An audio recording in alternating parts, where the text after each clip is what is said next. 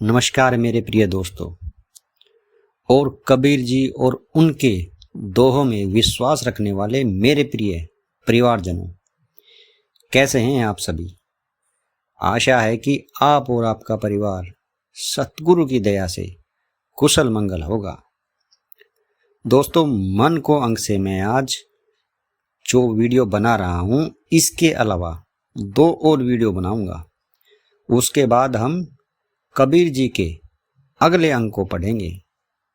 आज का वीडियो शुरू करने से पहले मैं जो न्यू सब्सक्राइबर हमारे साथ इस यात्रा में इस चैनल के माध्यम से जुड़े हैं, उनका कबीर जी के दोहों के परिवार में हार्दिक स्वागत करता हूं।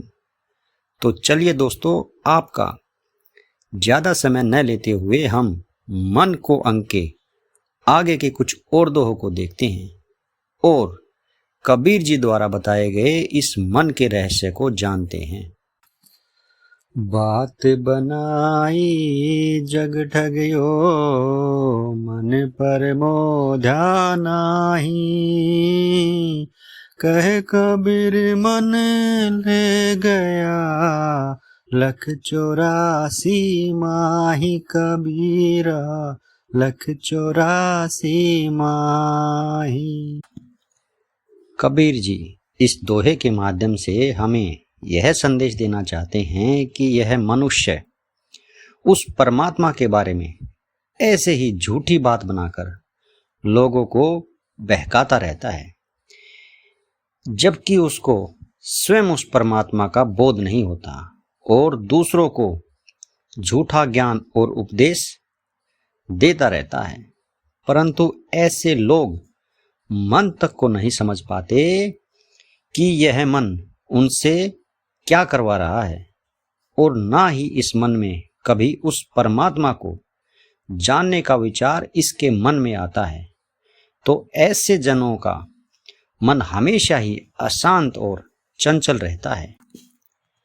आगे कबीर जी कहते हैं कि ऐसे अज्ञानियों का अशांत मन ही उन्हें संसार की 84 लाख योनियों में ले जाकर पटक देता है, जहां पर वह जन्म जन्मांतर तक दुखों के कुएं में अपने कर्मों का भुगतान करता रहता है। मनुआ तू क्यों बावरा, तेरी सुध क्यों खोए। मौत आय सिर पर खड़ी, ढलते बेर न होय कबीरा, ढलते बेर न होय। कबीर जी इस दोहे के माध्यम से हमें यह संदेश देना चाहते हैं कि अरे मन, तू क्यों पागल हो गया है, क्यों तेरी सूझबूझ खो गई है, जो तू इस माया और संसार के विषय विकारों में और इसकी झूठी चकाचौंध में इतना डूब चुका है कि तुझे इस बात का थोड़ा भी होश नहीं है।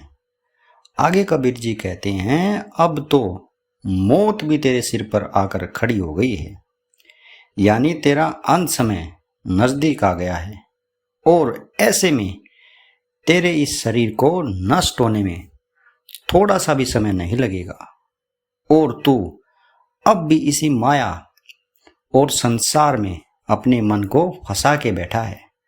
तो तू अब भी समय है, जाग जा और जितना भी समय बचा है तेरे पास, उसको उस परमात्मा की याद में लगा दे। मनुआ तो पंछी भया, उड़ के चला आकाश, ऊपर ही तक गिर पड़ा, मन माया के पास कबीरा, मन माया के पास। देखिए दोस्तों, सतगुरु कबीर जी ने माया, मन और उस परमात्मा को कितने सुंदर और रहस्यमय ढंग से हमें समझाया है। कबीर जी इस दोहे के माध्यम से हमें यह समझाना चाहते हैं कि जब भी कोई साधक उस परमात्मा में अपना ध्यान लगाता है तो यह मन एक पक्षी की तरह आकाश में उड़कर उस सतगुरु के स्वरूप में समा जाता है। आगे कबीर जी कहते हैं कि जैसे ही साधक का ध्यान भंग होता है और उसकी साधना खत्म होती है तो वह वापिस वहां से गिरकर यह मन इस माया रूपी देह में समा जाता है। मनुआ तो फूला फिरे, कहे जो करूं धर्म, कोटि कर्म सिर पर चढ़े, चेतिन देखे मरम, कबीरा चेतिन देखे मरम। कबीर जी इस दोहे के माध्यम से हमें यह समझाना चाहते हैं कि यह मन झूठे अहंकार और अभिमान में पड़कर फूला फूला फिरता रहता है, परंतु इस अज्ञानी और मूर्ख को यह नहीं पता होता कि करने वाला और करवाने वाला वह सतगुरु ही है। इसलिए कहा भी है इस दोहे में कि करण करावन सर्वनिवासी, यानी करने वाला भी वही है और करवाने वाला भी वही है जो हम सभी में वास करता है।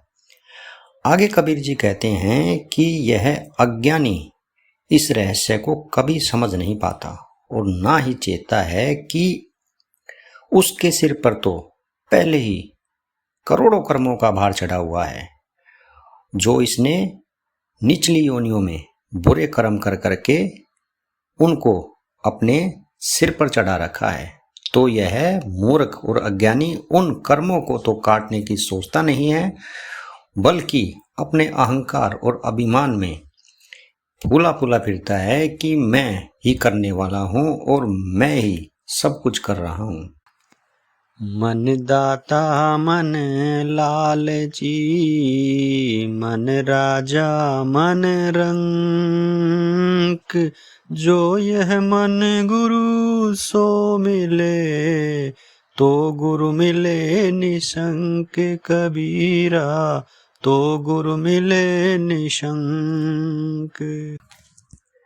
कबीर जी इस दोहे के माध्यम से हमें यह समझाना चाहते हैं कि कभी तो यह मन दया भाव के कारण दानी बनकर दूसरों को दान देना शुरू कर देता है और कभी यह मन लालची बनकर उसी माया को कंजूसों की तरह जोड़ना शुरू कर देता है और लालची बन जाता है।